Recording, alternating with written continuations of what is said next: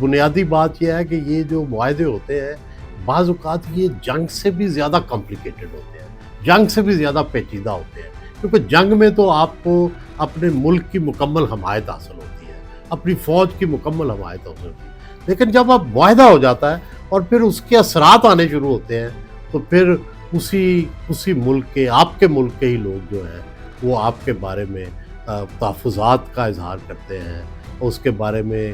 نت نئی تشریحات ہوتی ہیں اور اس کو پھر جج کیا جاتا ہے اس معاہدے پہ۔ اس لیے جب بھی معاہدے ہوتے ہیں بہت قابل لوگوں کو بھیجا جاتا ہے، ایک ایک شق پہ غور کیا جاتا ہے۔ اس وقت بھی یہی پرابلم ہے ایران اور امریکہ کے درمیان۔ صدر ٹرمپ کو پتہ ہے کہ اگر امریکہ کے اندر اس معاہدے سے یہ تاثر گیا کہ امریکہ نے اپنی جنگ آدھی چھوڑ دی ہے اور ایران کو کوئی رعایات دے دی ہے تو صدر ٹرمپ اور ان کی پارٹی اگلا الیکشن نہیں جیت سکتی، بلکہ ان کو شرمناک شکست ہوگی اور ہو سکتا ہے وہ اپنا ٹینور بھی مکمل نہ کر سکے۔ اور دوسری طرف ایران کے اندر بھی سچویشن یہ ہے کہ اگر وہاں یہ تصور پھیلا کہ سرنڈر کر دیا گیا یا امریکہ کے اندر آگے جھک گئے ہیں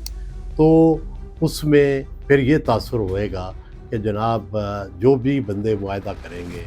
میرا خیال ہے کہ ان کی زندگی کے بارے میں بھی پھر سوال اٹھ کھڑے ہوں گے، اور ظاہر ہے جس جنگ کی جب صورتحال ہوتی ہے لوگوں کے جذبات بھرے ہوتے ہیں، لوگ ایک ایک چیز پہ لڑ رہے ہوتے ہیں۔ اس لیے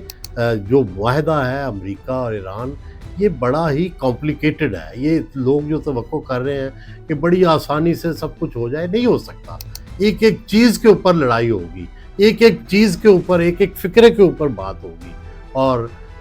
تب جا کر یہ ہوگا۔